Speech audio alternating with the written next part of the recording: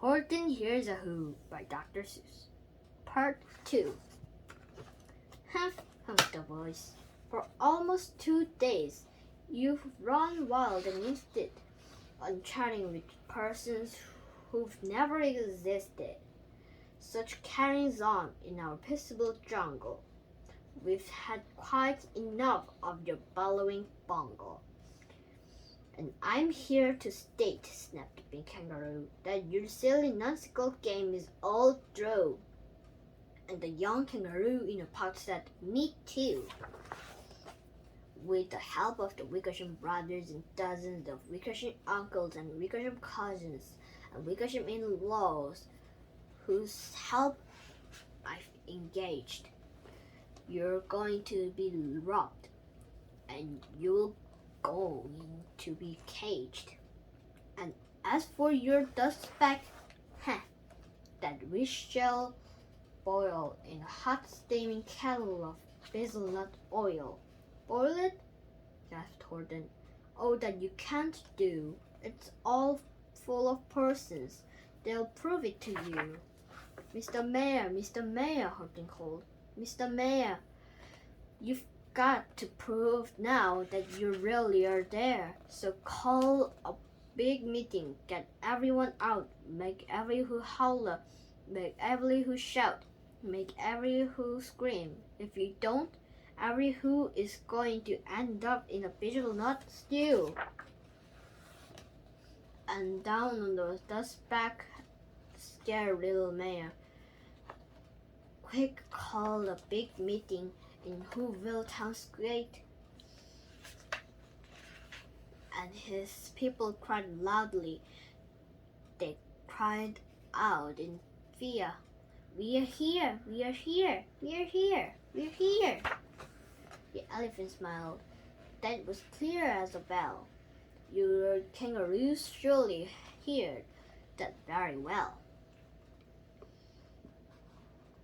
All I heard, snapped the big kangaroo, was the breeze and the faint sound of wind through the far distant trees. I hear no small voices, and you didn't either. And the young kangaroo in a pouch said, Me neither. Grab him, they shouted, and catch the big dope, lasso his stomach with 10 miles of rope. Tie the nuts tight so he'll never shake loose. Then dump the thumb stack in the hazelnut juice. Horton fought, but with great vigor and vim, but the Wickersham gang was too many for him. They beat him, they mauled him, they started to howl into his cage. But he managed to call to the mayor, Don't give up, I believe in you all. A person's a person, no matter how small. And you very small persons will not have to die if you make yourselves heard. So come on now and try. The mayor grabbed a tom-tom. He started to smack it, and all over Whoville they hooped up a rocket. They rattled tin kettles, they beat on brass pans, on garbage pail tops, and old carburetor cans. They blew on bazookas and splashed great tots, on clarinets, oompas and boompas and flutes. Great gusts of loud, rugged lang high through the air, and the rattle and shook the whole sky. And the mayor called up through the howling made hullabaloo. Hey Horton, how's this? Is our sound coming through? And Horton calls back, I can hear you just fine, but the kangaroo's ears aren't as strong quiet as mine, but don't hear a thing. Are you sure all your voice are your best, Are they all making noise? Are you sure every who down in Whoville is working? Quick, look through the town. Is there anyone sharking? Through town rushed the mayor from the east. But everyone seemed to be doing his best. Everyone seemed to be yapping or yipping. Everyone seemed to be beeping or beeping. But it wasn't enough. All this ruckus and roll, he had to find someone to help him make more. He raced through each building. He searched floor to floor.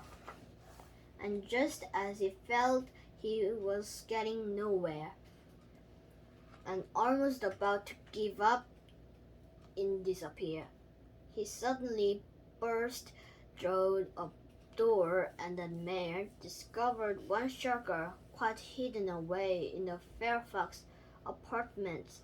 A very small sharker named Jojo was just standing and bouncing a yo-yo, not making a sound, not a yip, not a chirp. And the mayor rushed inside and grabbed the young pup and climbed with the lad up the Eiffel Tower.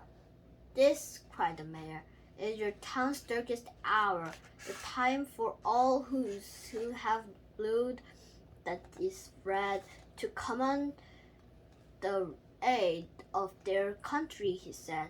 We've got to make noises in greater amounts, so open your mouth, lad, for every voice counts.